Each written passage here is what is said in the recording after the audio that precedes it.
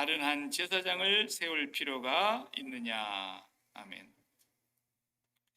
오늘 11절까지만 읽었습니다만은 28절까지 전체의 내용이 한 가지의 내용을 설명하고 있는 것입니다. 지난주에는 우리가 소망의 닻을 예수 그리스도에게 내려야 된다. 그 소망을 보았어요. 이 사람이 하나님의 백성인가 아닌가를 알 수 있는 길은 소망을 보면 알아요. 소망이 다 있지요. 꿈이 없는 사람도 없고 또 비전이라고 하는 말로 쓰기도 하고 나름대로 마음속에 바람이 다 있단 말이죠. 그런데 이 소망이라고 하는 것, 이것이 세상에 있는 것 같으면 썩어지고 새하여지고 낡아지고 결국 없어지는 거예요. 그런 소망을 붙들고 사는 사람은 하나님의 백성이 아니라는 것을 얘기했다면, 그래서 우리가 붙들고 있는 소망은 이 세상에 속한 것이 아니고 죽은 소망이 아니라 산 소망인데 하늘에 있는 것이다. 영원한 소망. 누구가 우리의 소망을 빼앗아갈 자가 없는 하늘의 소망. 그 소망이 우리 하나님 아버지라고 했어요. 그 하나님 아버지가 우리의 소망이고, 그 하나님 아버지가 천국의 주인이시고, 그 하나님 아버지가 영생을 가지고 우리에게 생명을 주시는 분이고, 그 하나님 아버지가 우리에게 복을 내리시기도 하는 분이고, 그래서 우리의 소망은 하나님 한 분, 거기에 소망을 두고 사는 사람이 선민이에요. 구원받은 사람이에요. 그래서 오늘은 뭘 얘기하려고 하는 거냐면, 유대인들이 걱정이, 태산 같은 걱정이 하나가 있었어요. 예수를 믿고 나니까 걱정이 없어져야 되는데 걱정스러운 게 하나가 생긴 거예요. 그게 뭐냐 하면, 우리가 1500년 동안 모세로부터서 받은 율법을 지키면서, 모세 때는 장막을 쳐놓고 성막을 지어놓고 거기서 하나님을 섬겼지만, 나중에는 다윗 왕 때 또 성전을 짓기로 준비해가지고 솔로몬 왕이 성전을 짓고, 그 다음에 성전을 통해서 하나님을 섬기는데, 언제나 성전에 가면 제사장이 있었어요. 제사장. 대제사장도 계시고 또 제사장들이 많이 있었다. 그래서 제사장을 통해서 제사 드리고, 제사장을 통해서 하나님 앞에 예배도 드리고 하나님의 말씀도 듣기도 하고 뭐 이랬는데, 그게 어제 오늘 일이 아니고 1500년이란 그 오랜 세월의 역사를 가지고 신앙생활을 해오던 유대인들이 예수를 믿고 나니까 제사장이 필요 없다는 거예요. 그러니 이게 쉽게 안 없어지는 거예요. 마음에 꺼림칙해요. 그래, 우리도 제사장을 찾아가야 되는 거 아닌가, 그렇게 생각을 하는 사람들이 많았어요. 그래서 오늘은 예수님이 본래 제사장이 누구냐, 아브라함이 있었고 아브라함의 아들 이삭이 있었고 이삭의 아들 야곱과 에서가 있었는데, 야곱에게서 택한 백성 12자식이 나왔지 않느냐. 그 12자식 가운데 세 번째 아들 레위가 있었는데, 그 레위에게서 난 자손들 가운데 아론이라는 사람이 있었지 않느냐. 물론 모세도 태어나고 아론도 태어나고 여러 사람이 태어났는데, 그 중에 모세가도 아니고 아론만 제사장을 하나 했어요. 아론의 집에서 태어난 자손들. 또 아론이 자식을 여럿이 낳았을 거 아니겠어요? 네. 그러니까 아론의 집안의 자손들만 제사장을 합니다. 그런데 그 제사장이 지금까지 1500년 동안 내려왔지 않느냐? 끊어지지 않고. 근데 제사장이 필요 없단 말이냐? 필요 없어. 그 제사장들 숫자를 다 합해도 한 분만 못해. 예수 그리스도 우리의 대제사장 한 분만 못해. 지금까지 그 많은 제사장들이 오고 또 죽고 또 새로 세우고 죽고 새로 세우고, 이렇게 오랜 세월 대제사장과 제사장들이 많았지만 예수님 한 분이면 다 끝나. 예수님이 진짜 대제사장이야. 요거 설명하시는 거예요. 예수님을 믿으면 대제사장이고 제사장이고 자시고 누구도 찾아갈 것이 없고 오직 예수님만 붙들면 된다. 요게 지금 히브리서 7장의 얘기예요. 예수님 한 분이면 된다. 그렇게 설명을 하려고 하니까 예수님이 그러면 레위의 집안에서 나오는 제사장들, 모세의 후손들이 제사장으로 계속 일을 해왔는데 그 제사장들하고 예수님하고는 뭐가 다른데, 예수님이 그렇게 훌륭하신 제사장이라고 한다면 어떤 면에서 예수님은 큰 제사장이신가? 이 설명을 해야 되겠는데, 그걸 설명하기 위해서 오늘 한 분이 등장을 하는 거예요. 7장 1절에 첫 번째 절에 이 멜기세덱은 그랬어요. 멜기세덱이라는 한 인물이 등장을 하는 거예요. 이 멜기세덱이라는 사람은 그냥 오늘 성경에서도 얘기하고 있어요. 지극히 높으신 하나님의 제사장이다. 멜기세덱. 살렘 왕이며 지극히 높으신 하나님의 제사장이다. 근데 이 사람이 언제적 사람이냐? 아브라함 때 잠깐 나타났다가 그 뒤로는 온데간데 없어져 버렸어. 그러면 사람이 성경에 볼 때 아무개 아들 아무개가 태어나고 아무개 어머니가 있고 아버지가 있고 이런 게 있는데, 멜기세덱이라는 사람은 그냥 그야말로 하늘에서 뚝 떨어진 것 마냥 아버지가 누군지도 모르고 어머니가 누군지도 모르고 태어난 날도 없고 그 사람은 죽었다는 얘기도 없어요. 이런 신비한 인물이 멜기세덱이에요. 그 멜기세덱이라는 사람이 어떻게 나타났느냐? 아브라함이 창세기 14장에 보면은 이제 조카하고 둘이 갈라서지 않습니까? 네가 우 하면 나는 자 할게. 네가 먼저 좋은 땅 골라서 가거라. 그래가지고 소돔의 그 소할 땅을 조카 롯이 너무너무 좋으니까 그쪽으로 타기해서 갔단 말이죠.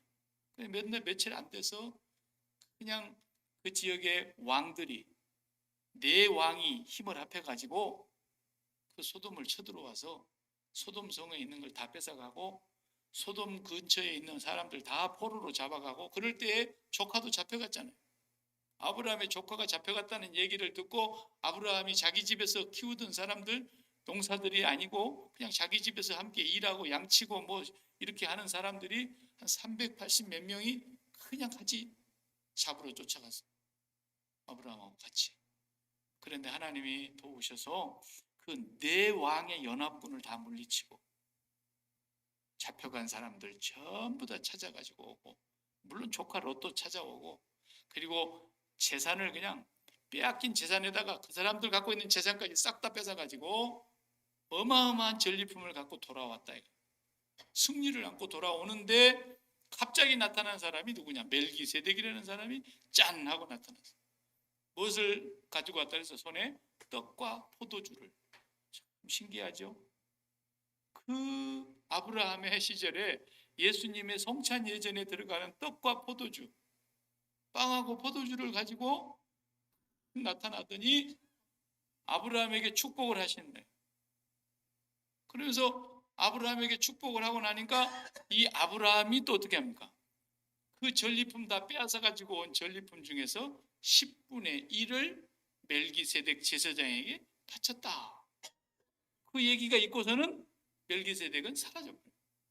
성경에 다시 몇 번 소개는 해요. 시편 110편에도 멜기세덱이라는 말이 나오기도 하고 오늘 이렇게 히브리서 5장, 6장, 7장에서 나오긴 하지만 그 멜기세덱이라는 실제 그 인물은 온데간데 없어져 버려요.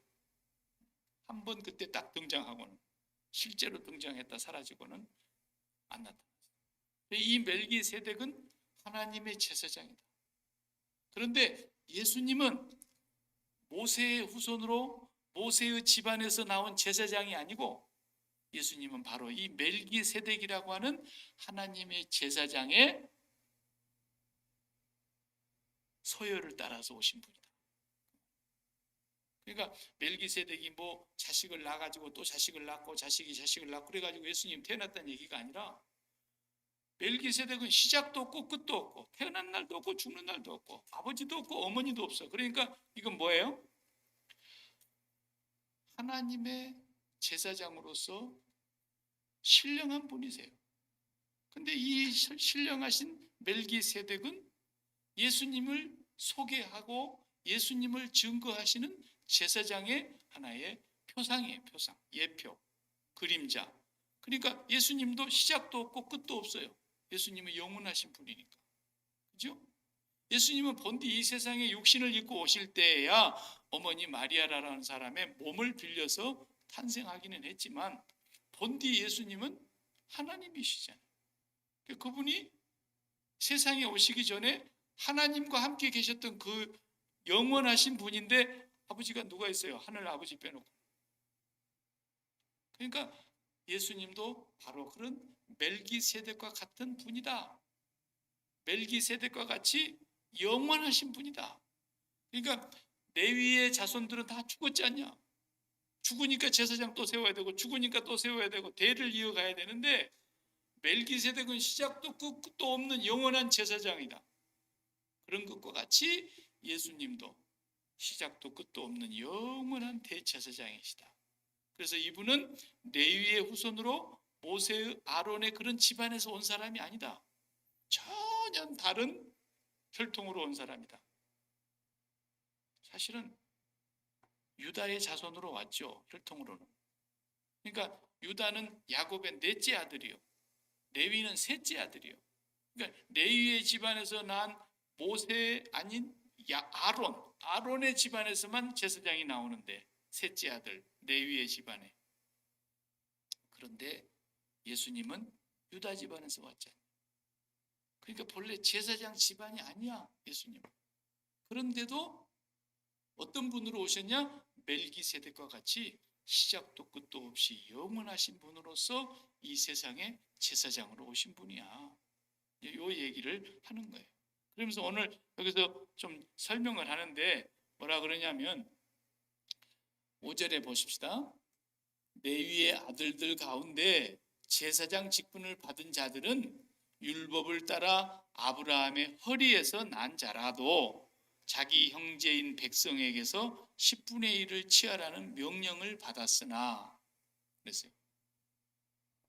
그렇죠. 이제 제사장들은 이스라엘 백성들에게 11조를 받게 돼 있어요, 성경에 보면. 그래서 그 11조를 받아서 제사장들이 그것으로 삶을 영위하게 했던 거예요. 그래서 이 사람들은 기업을 따로 주지 아니하고 그냥 하나님의 성전에서만 일하게 한 거죠. 그랬죠. 그러니까 이 11조를 받아서 그들은 그 제사장이 너무 많으니까 그 많은 집안의 사람들을 다 11조로 생활하게 하셨던 거예요. 그러면 보세요. 아브라함, 그 아들 이삭, 그 아들 야곱, 그 아들 레위. 그러면은 증손자의 아브라함으로 따지면 레위가 레위에게서 태어난 제사장이라 이 말이에요. 아론은. 그런데 그 위로 올라가 보니까 증조 할아버지, 자기 아버지가 야곱이죠. 그 아버지 할아버지가 이삭이죠. 그 증조 할아버지로 올라가면 아브라함이에요. 아브라함을 축복했던 제사장이 누구라고요? 멜기세덱이다. 그러면 논란의 여지가 없이 낮은 자가 높은 자에게 축복을 받지 않냐 말이에요. 그러면은 레위가 아직 태어나기도 전에 증조 할아버지 아브라함을 축복할 정도로 높으신 멜기세덱 제사장이 있었단다. 그러니까 레위는 아브라함의 허리에 있었다. 그 말은 아직도 태어나지도 않는 후손이기 때문에. 그런데 레위가 태어나기도 전에 증조 할아버지가 섬기던 제사장이다 이 말이에요.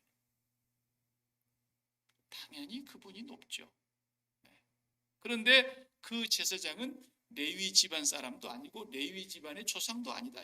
전혀 시작도 끝도 없는 영원한 하나님의 제사장이었다. 이렇게 얘기하는 거예요. 이와 마찬가지로 우리 예수님은 바로 그런 비슷한 제사장의 서열에서 오신 분이다. 이렇게 지금 말씀하고 있는 거예요. 그래서 제사장들은 결국은 뭐 하는 거니까? 제사 지내는 거예요. 제사 지내. 죄인이 오면은 제사를 집례하고 죄를 속죄. 그래서 죄인을 의인으로 만들어주고 이제 하나님이 너의 죄를 다 용서했으니 너는 자유의 몸이 되어서 이제는 너는 의로운 사람으로 가서 살아라. 이렇게 또 보내주고 죄인이 오면은 제사 한 밖에 속죄 제사 드리고 번제의 제사 드리고 계속 그렇게 하는 거예요. 그 제사장은 이 사람들이 죄를 짓고 왔을 때에 그 죄를 하나님 앞에서 짐승이 죽어 피 흘려서 죄를 씻는 제사를 드리는 사람들이다. 그러면 죄가 뭡니까? 죄는 하나님을 등진 것이고 하나님을 마음에 모시질 않고 하나님 아니고 다른 것들을 마음에 사랑하고 마음에 붙들고 사는 것이 죄라 이 말이에요. 그러니까 이 세상의 종교 가운데 동양 종교가 있고 서양 종교가 있는데, 동양 종교는 주로 이제 공자의 사상, 그 다음에 또 맹자의 사상, 공자왈 맹자왈 그런 거 있잖아요. 그 다음에 또 노자도 있어요. 놀자가 아니고 노자가 공자 맹자보다 더 훌륭한 분이에요. 도교를 만드신 분이에요. 도교 사상이라고 그러죠. 그 다음에 장자도 있어요. 하여튼 자자 돌아가는 순자, 영자 그런 건 아니고 하여튼 그런 분이 있는데, 이런 분들은 다 뭘 얘기한 거냐면요, 이 사람들은 보통 천재가 아니에요. 일반 사람들하고는 차원이, 머리도 뛰어나지만 생각의 깊이를 감히 추종할 수 없을 만큼 깊으신 분들인 것은 사실입니다. 이분들은 뭘 생각한 사람들이냐면, 한마디로 말하면 어떻게 하면 인간이 이런 세상에 억눌리지 않고 무거운 짐을 벗어버리고 편하게 자유하면서 살 수 있느냐, 이런 것을 생각한 사람들이에요. 이런 분들은 다. 부처도 마찬가지예요. 그리고 이제 서양으로, 이건 이제 동양 사람들이고 동양 종교고 동양 사상이고, 서양으로 오면은 니체, 신은 죽었다라고 말했다 그러죠. 니체라는 철학자가 있었어요. 이런 사람들은 초인을 강조해서, 초인, 사람이 아니요, 거의 신의 경지에 가까울 정도로 초인적인 힘을 가지고 있는 그런 사람, 니체가 그런 걸 주장한 거예요. 그래서 그 사상이 동양 사상과 서양 사상으로 나눠질 뿐이지, 이 사람들의 내용은 한 가지가 다 통일된 것이 뭐냐면, 이 세상에 모든 짐을 벗고, 예를 들면 욕심도 벗고, 이 세상에 마음을 빼앗기지 않고 그냥 편하게 죽음이 와도 편하게 죽음도 받아들이고, 그냥 전쟁이 일어나서 그냥 난리통이 일어나도 마음이 요동하지 않고 편하고 도통한 사람들이라고 그러죠. 그래서 도통한 사람들, 도사, 굉장히 그 경지에 올라간 사람들이에요. 이런 사람들이 다. 그런데 부처도 또 그 중에 한 사람이에요. 이 세상은 말이야, 전부가 다 눈에 보이는 것이 헛것이야. 그러니까 그것에 너무 마음을 빼앗기지 말고, 거기 욕심에 너무 치우치지 말고, 아무것도 아니다 말이야. 그래서 색즉 공 그랬어요. 또 눈에 보이는 것은 텅 빈 엠티다, 아무것도 아니다. 그러니까 이 사람들은 세상을 탐하는 사람들이 아니에요. 그런 면에서는 인격적으로 훌륭한 분들입니다. 세상에 욕심 부리지 않고, 세상에 누구에게 해코지하지 않고, 심지어는 짐승 하나도, 미물 곤충 하나도 함부로 죽이지 말라 그러잖아요. 그럴 정도로 그 사람들은 마음을 비우고 마음을 깨끗하게 유지하려고 애를 쓴 사람들이고, 이 세상에 어디에다가도 우리의 마음을 빼앗기지 않고 그렇게 살려고 했던 사람들이에요. 그러니까 인간적으로는 굉장한 거예요. 근데 그렇게 살지 못하는 사람들이 이런 분들을 우상화해가지고, 와, 이건 우리하고 보통 사원이 다른 사람이다, 너무 수준이 높다 그래가지고 이런 사람들을 신처럼 받들어가지고 종교를 만들어버린 거예요. 종교를. 그래가지고 이 사람 따라가면 마치 영생복락을 누리는 것처럼 그렇게 종교로 만들어놨어요. 근데 사실은 그냥 하나의 사상입니다. 사상. 이 수양회에서 나오는 생각, 철학, 사상, 이념, 그런 것들이에요, 사실.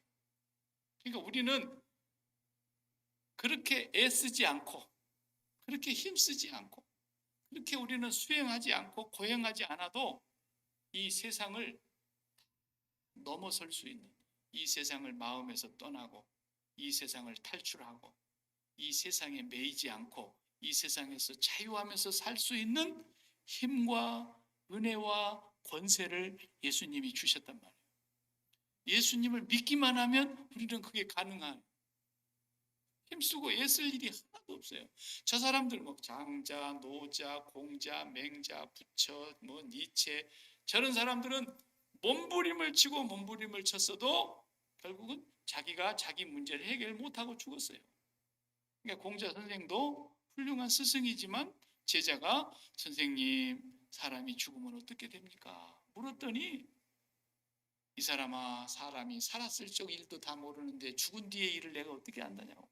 그러고 만 거예요. 자기가 죽어봤나?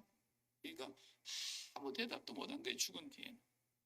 부처도 그랬어요. 부처도 사람이 죽었는데 내 독자 외아들을 살려내달라고 부처한테 가서 애원하고 복고를 하는데 이 홀어머니 과부가 아들 하나를 살려달라고 애원을 하는데 부처가 뭐라 그랬어요?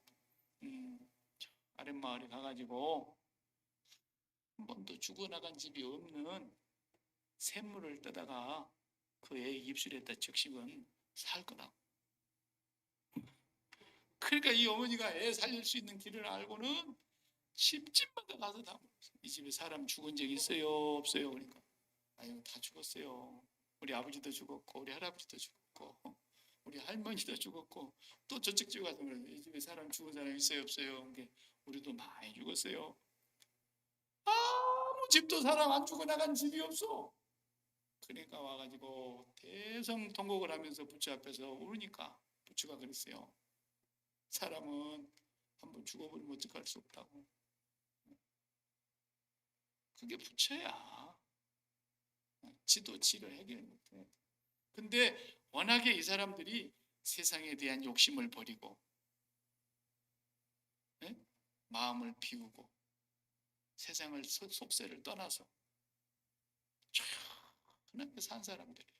그러니까 그렇게 못 사는 사람들이 이런 사람들을 훌륭하게 본 거예요. 보기는 사실 인격적으로는 훌륭하잖아요.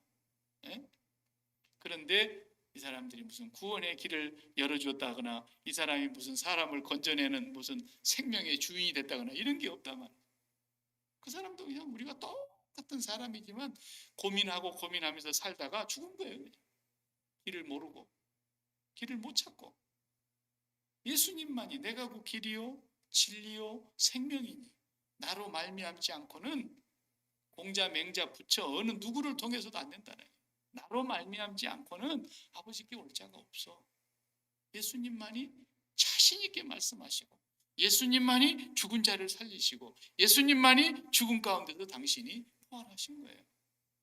이 세상에 이 길을 닦으신 분은 아무도 없어요. 이 길을 여신 분이 아무도 없어요. 예수님이에요. 근데 사람들이 다 예수님을 찾는 것이 아니라 그렇게 스스로 도를 닦고 자기 자신의 어떤 뭐 심오한 철학을 얘기하는 사람들을 굉장한 사람으로 사람들은 취급을 하려고 그러는데 사실은 그냥 인간적으로는 훌륭하다지만은 불쌍한 사람들이에요. 부처도 불쌍하고 공자도 불쌍하고 맹자도 불쌍하고 노자도 불쌍하고 여러분 텔레비전에 가끔 머리 빡빡 깎고 나온 중비슷하게 나오는 그 교수 한 사람 있지요? 그러면서 성경도 논하다가 노자도 논하다가 이런 사람 한 사람 있잖아요. 지가 뭐 하버드 나왔으면 뭐 나왔지. 지가 뭐 얼마나 똑똑하다고. 내가 들어보니까 무시간 소리나. 무시간 소리. 노자를 배운 사람인데 그 사람이 노자의 제자야 쉽게 말하면. 그런데 신학대학교 나왔어 또. 아이고 차라리 신학대학이나 나오지 말았으면 불쌍하기라도 안 할 텐데 너무너무 불쌍. 노자의 도덕경은 요한복음보다도 훌륭하대. 이런 빌어먹을 그런 사람이 그 텔레비전에 나와 누군지 알아요? 머리 팍 박고 나오는 사람. 나는 처음에 중인 줄 알았어. 그러니까 세상에는 그런 사람들이 있으면 그 사람을 훌륭한 사람으로 보려고 그러는데요. 그게 아니에요. 그냥 그게 아니에요. 오늘 예수님께서 말씀하시는 이 대제사장으로 오신 예수님이 오늘 성경에서 뭐라 그랬냐면, 여기 보세요. 자,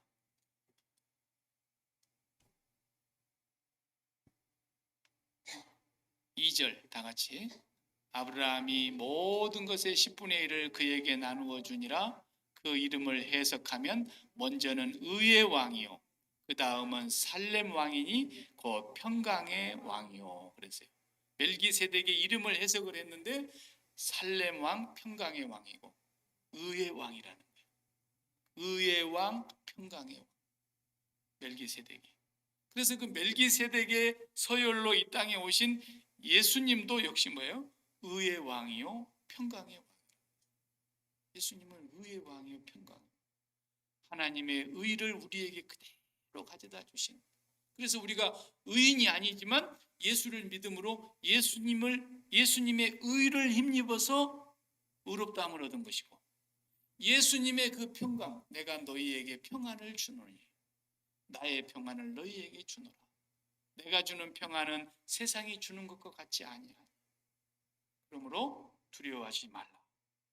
그러면서 주님이 우리에게 평안을 주려고 오셨고, 또 예수님 부활하셔가지고 문 꼭꼭 잠그고 벌벌 떨고 있는 제자들에게 문도 안 열고 그냥 쓱 나타나셔가지고 첫 마디가 뭐예요?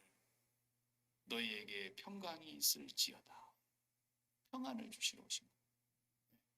그러니까 이 의와 평강이라는 건 뭐냐면 하나님의 백성만이 누리고 있는 거예요. 하나님의 백성만. 그런데 아까 제가 조금 전에 소개했던 뭐 공자, 맹자, 노자, 장자 뭐 이런 사람들은 자기 스스로 의와 평강을 누리려고 몸부림을 친 사람들이라 그 말이에요. 그래서 의롭게 되보려고 어떻게 하면 내가 죄를 안 짓고 의인이 될 수 있을까? 그렇게 노력을 한 사람이기 때문에 인간적으로는 훌륭하다니까요. 그러나 끝까지 그 길을 알지 못하고 죽은 거예요. 어떻게 하면은 사람이 의가 돼야, 죄가 없이 의인이 돼야 마음이 평안이 오게 돼 있거든요. 진정한 평안은 거기서 오는 거예요. 의롭다함을 얻을 때 진짜 평안이 오는 거예요. 죄 짓고 평안이 있어요? 없어요. 죄 지어봐요? 경찰이 쫓아오지 않아도 겁나요. 어디서 경찰차 그냥 소리만 나도 겁나요. 죄 지으면. 사람의 심리라는 건 의롭지 않고는 절대로 마음이 평안이 없는 거예요. 여러분이 아무리 누가 쫓아와도 내가 잘못 하나도 없어. 경찰 앞에서 탁 세워. 하나도 잘못이 없어. 그럼 뭐 겁날 게 뭐 있어요? 평안하죠. 막 담대하죠. 조금만이라도 죄를 지었으면 마음에 평안이 없어요. 그러니까 이 많은 성현들이, 많은 도덕군자들이, 많은 철학자들이 자기가 의롭게 되려고 몸부림을 치고, 그것이 초인의 사상이에요. 초인. 니체가 말한 초인사. 신은 죽었다. 신은 없어. 내가 신이 될 수 있다는 거예요. 그것을 주장한 사람이에요. 자기가 스스로 의롭게 되려고 몸부림을 친 사람이에요. 그리고 평안을 얻고 살아보려고 몸부림을 쳤는데, 그렇게 살았던 그 모든 사람들은 지구상에서는 성현 도덕군자라고 말해줄란가 몰라도 하나님 앞에서는 다 저주를 받아 길을 몰라가지고. 근데 우리는 그렇게 노력하고 수고하고 애를 쓰지 않아도 예수 그리스도 그분만 제대로 믿고 그분과 연합하면 우리가 의를 얻고 우리가 평강을 얻는 그런 대제사장이라. 그 의가 뭐냐? 예수님이 가져다 주시는 그 의, 죄 없는 의, 그게 뭐냐는. 그러니까 이것은 그냥 제가 늘 쉬운 말로 설명했죠. 저번에도 하나님이 내 마음에 든다, 네가 내 입맛에 딱 맞다, 그런 뜻이에요. 쉽게 말하면 복잡한 거 하나도 없어요. 하나님이 어떤 사람이라도 네가 내 마음에 든다. 삭개오 같은 사람한테도 예수님이 가가지고 오늘 이 집에 구원이 이르렀도다. 무슨 말이에요? 네 내 마음에 든다, 그런 거예요. 죄인이라고 낙인이 찍혀있는 한 여자가 그 향유를 들고 예수님 식사하는 바리새인 집으로 쑥 들어와가지고 그냥 문간에서 붙어서 눈물을 흘리고 들어오더니 예수님의 발을 눈물로 적시더니만 그걸 또 자기의 머리털로 예수님의 발을 닦질 않나, 예수님의 발에 입 맞추질 않나, 그 향후 욕합을 깨뜨려 가지고 막 붙질 않나.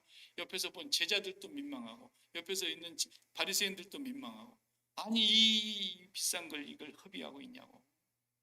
아니 그리고 이 여자가 동네 소문난 죄인이라는 여자인데 당신이 선지자일 것 같으면 저 문간에서 입에 발에다가 눈물 흘리고 머리털로 발을 씻으려고 할 때 앞서 와서 어디 앉아이라고 더러운 것이 왔느냐고 이렇게 물리쳐야 되는데 가만히 예수님 있는 거예요.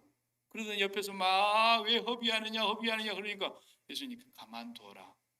저 사람이 나의 장례를 준비했느니라.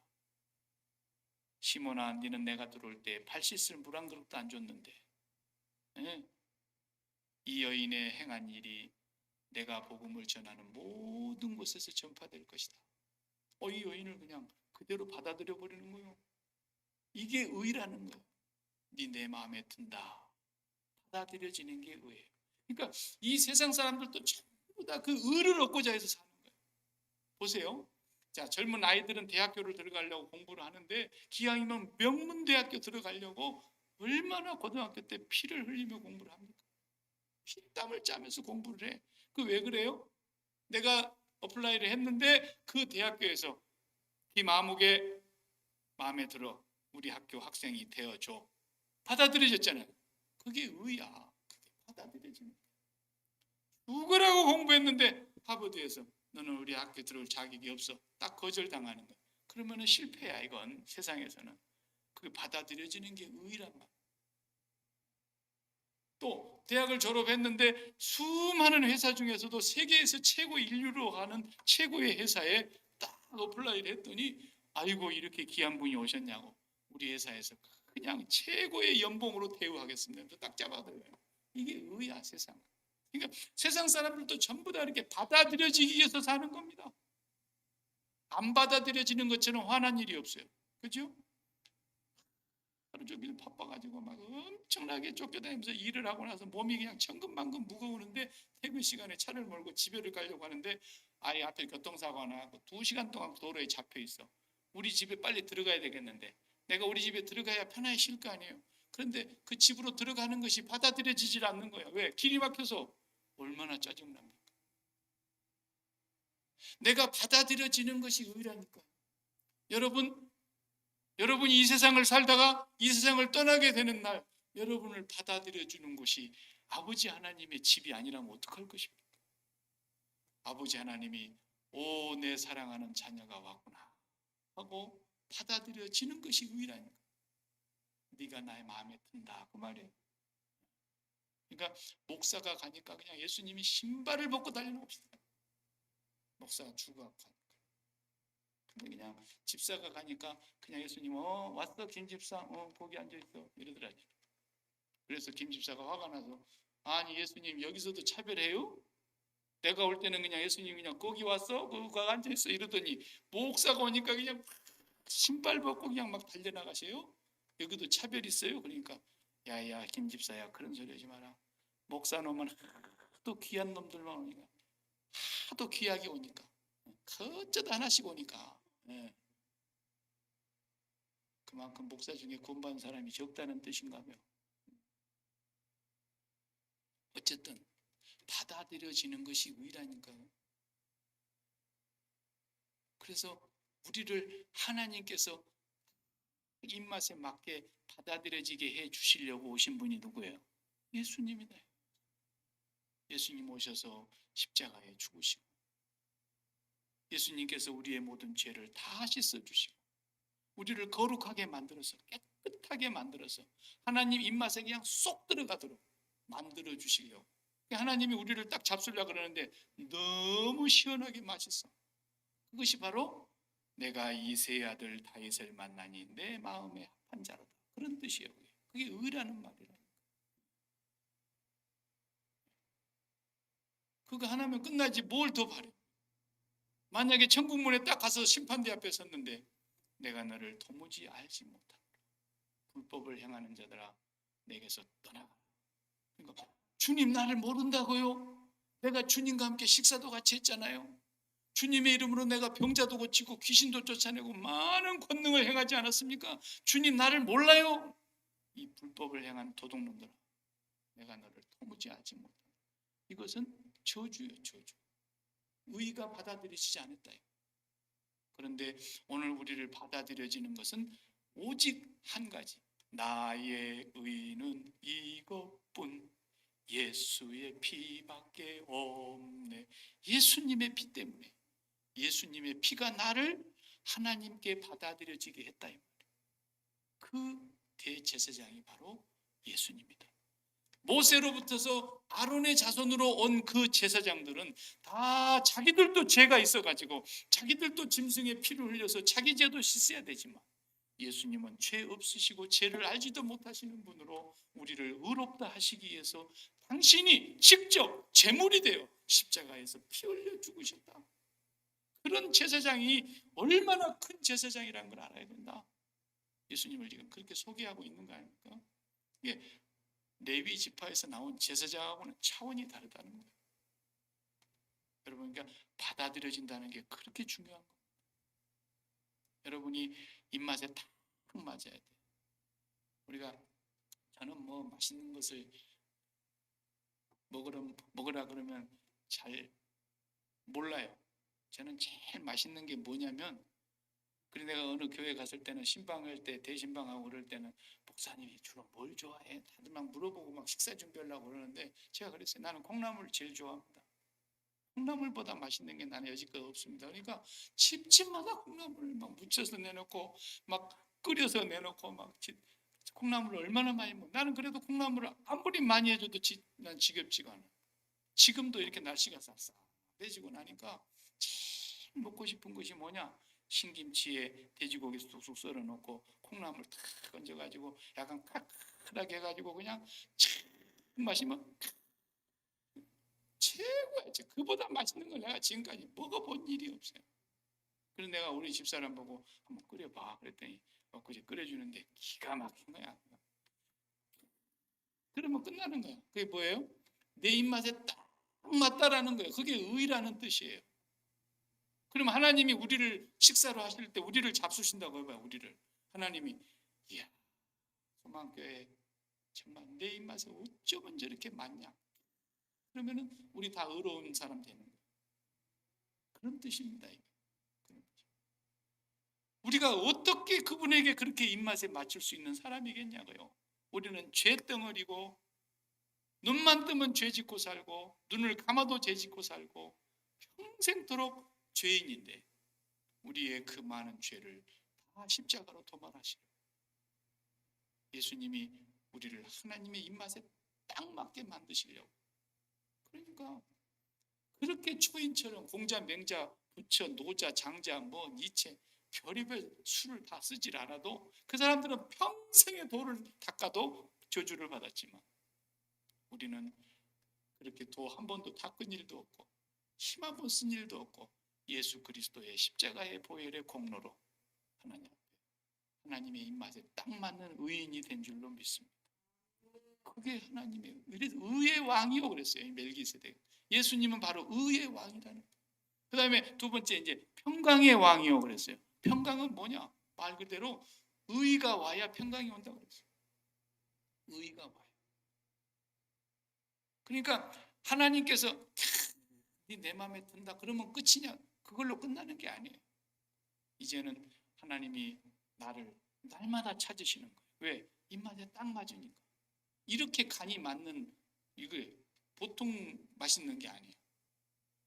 그게 뭐가 그렇게 맛있는가? 하나님이 우리에게서 간을 보신다면 뭘 제일로 맛있게 보시는가? 그걸 알아야 돼요. 그게 뭐냐면 세상을 떠나는 거예요. 우리가 세상을 떠나는 거예요. 죽어서 세상 떠나는 거 말고 살아있는 동안에 마음이 세상을 떠나는 거예요.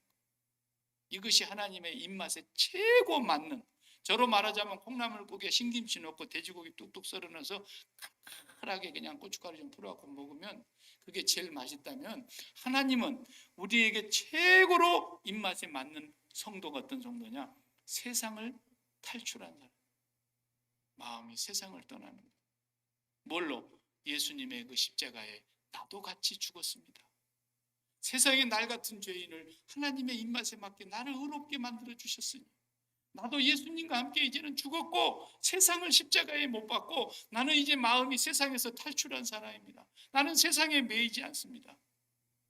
이렇게 살아가는 사람을 하나님이 제일 맛있어해요.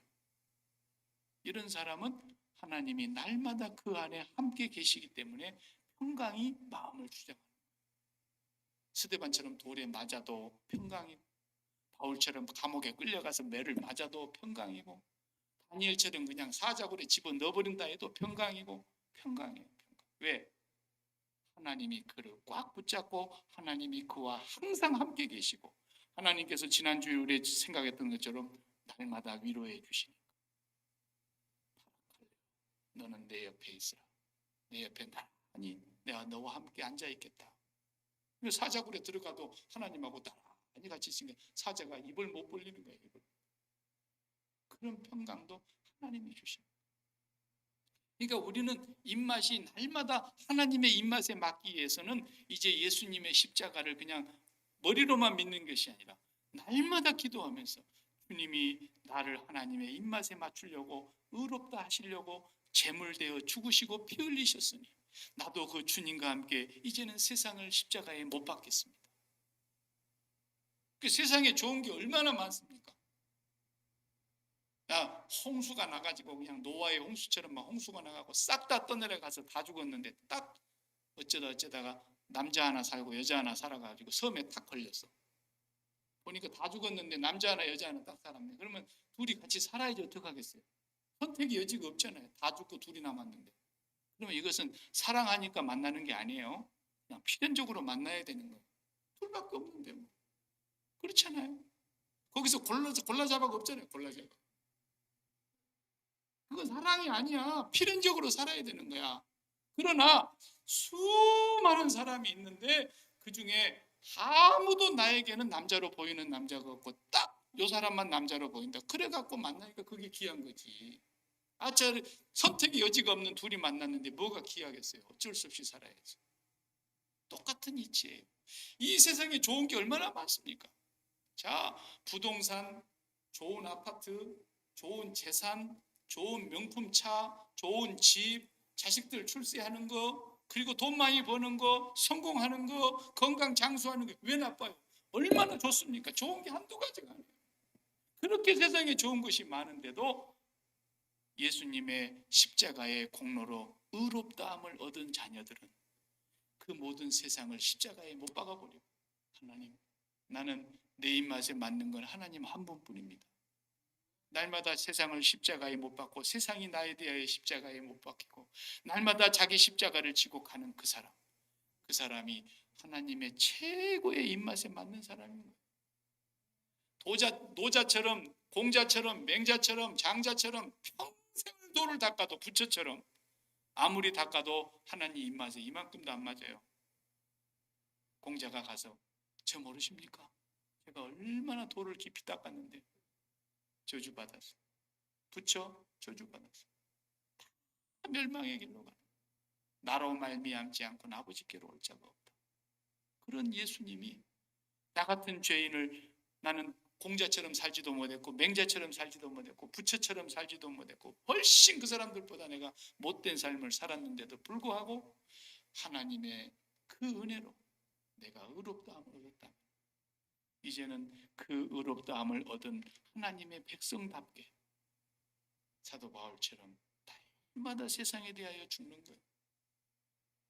그래서 그렇게 좋은 것이 많은데도 그 입맛을 다 벗어버리고 하나님 한 분만을 붙들고 마음을 다하여 하나님께만 마음을 쓰니까 하나님이 요거 입맛 진짜다. 이건 진짜 하나님의 입맛에 딱 맞는 거예요. 이런 사람은 하나님의 평강이 그를 주장하는 거죠. 그렇게 살게 하시려고 예수님 오신 거예요. 의의 왕이요 평강의 왕이요, 이 왕이 바로 멜기세덱의 서열을 따라서 오신 네이 지파와 상관이 없는 예수 그리스도라. 이 제사장만 붙들면 우리는 어떤 다른 제사장 의지하지 않아도 된다. 이 얘기를 7장에서 하고 있는 것입니다. 기도하십시다. 하나님 아버지, 오늘 멜기세덱의 서열을 따라